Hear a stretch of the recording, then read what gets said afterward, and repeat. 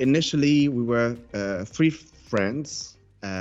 Christophe, who comes from the theatre scene, Emilien Rossier, who's not there, and he comes from the musical scene, and I come from the visual arts scene. So we put together all our competences to build a project, or actually an association, and to create cultural projects, and it took form in our actual project Brainwaves.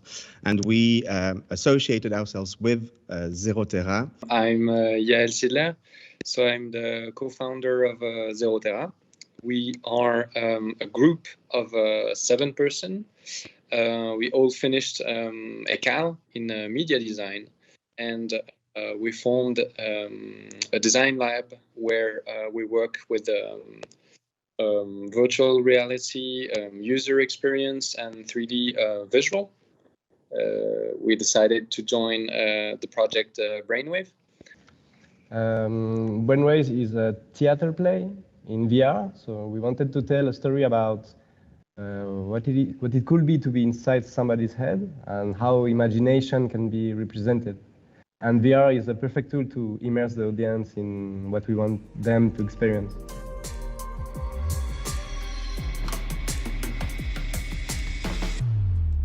So the play starts as the audience enters the room. It's for 9 people, and everybody is seated in a circle with the main actress, who plays a girl with locked-in syndrome.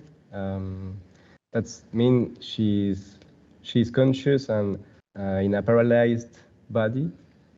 And in our story, she is connected to a futuristic machine, which enables her to have a body in a virtual world. So 5 minutes after the plays began, the public is invited to wear the VR headset. This is Lucie Meyer, our set designer, and one of her creations. This is basically the chair where Ivy, our main character, will be seated at the beginning of the play. And once the public will be wearing the VR headset, the actress will come out of this shell, and she will be wearing a mocap suit and will be performing in front of the audience.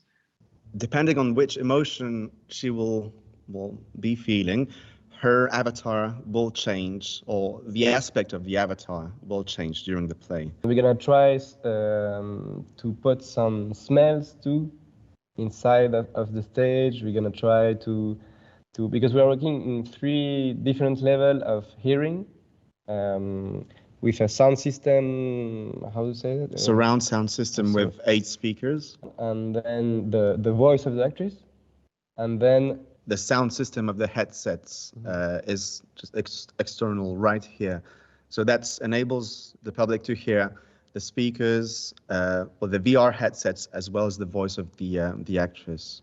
We are also using an iPhone that tracks and then be able to show the emotion, and it requires a way of playing that is different for the public, because she won't be able to act let's say in a human way. It's a back and forth between the technique and what we can do with the theater. It's boundaries that we are crossing, because theater in that way is also totally different and something brand new.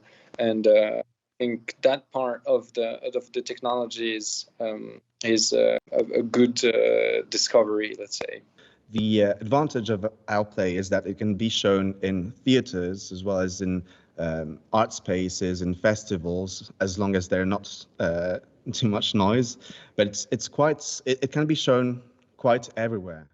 What it could be like to be locked in a paralyzed body, and maybe think about what it means to recreate one's own identity through a virtual body. And that's a science fiction question, but it's maybe not too far away from us. We don't know how it's going to turn out yet, but we have to be maybe careful about it. It's important that the audience can ask himself what I'm doing with my life in the virtual world.